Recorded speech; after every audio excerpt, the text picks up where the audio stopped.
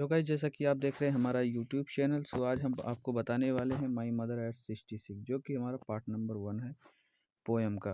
अब हम पढ़ेंगे अबाउट द पोएट, यानी कि वो कहानी के बारे में। कमला दास ने लिखा इसे।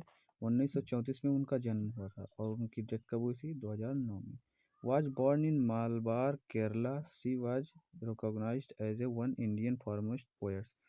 उनका जन्म कहाँ हुआ था? मालबार केरला में। और she was recognised as one of the Indian foremost poet, जो कि उनको एक बहुत ही प्रसिद्ध पोएट यानी कि कविता के बारे में कहा जाता है। Her work are known for their originality and virtuality and the indigenous flavour.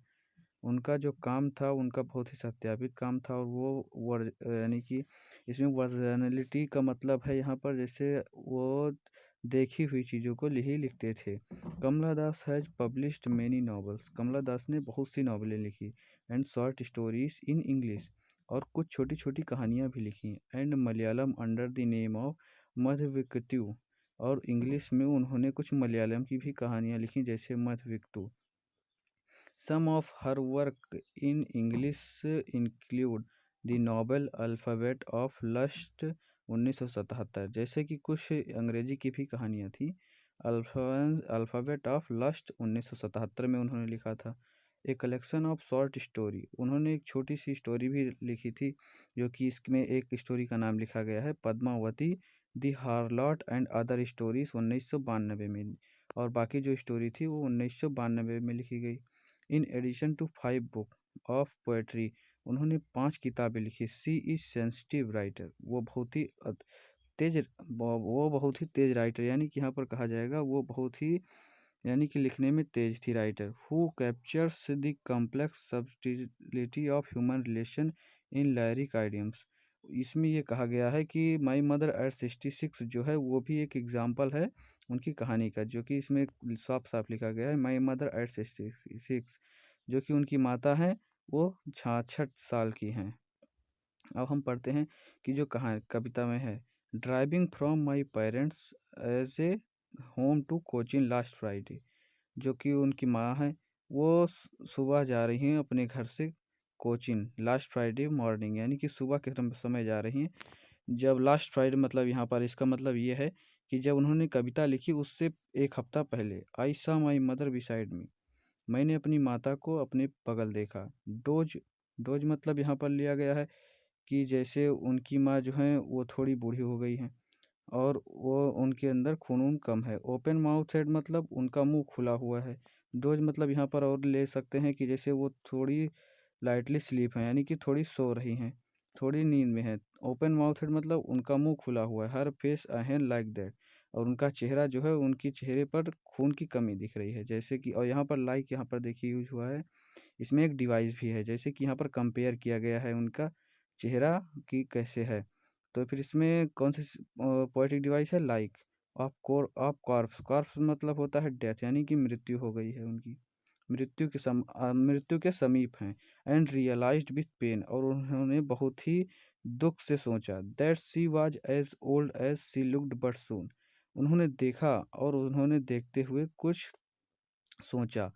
Put that thought away, उन्होंने तुरंत ही उस सोच विचार को बगल रखा। And looked out at young trees sprinting, और उन्होंने खिड़की से बाहर देखने की सोची।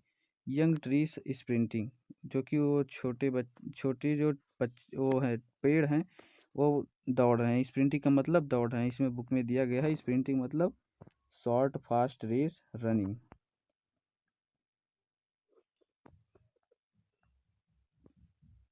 दी मेरी चिल्ड्रन स्पिलिंग, और बच्चे जो है वो भी कूद कूद कर आउट ऑफ दियर होम, घर के बाहर आ रहे हैं। बट आफ्टर द एयरपोर्ट, लेकिन जब हम एयरपोर्ट पहुंचे, सिक्योरिटी ने हमें चेक किया।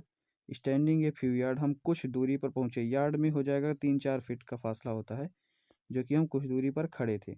अब एक उनसे। I looked again at her, मैंने अपनी माँ को फिर से देखा।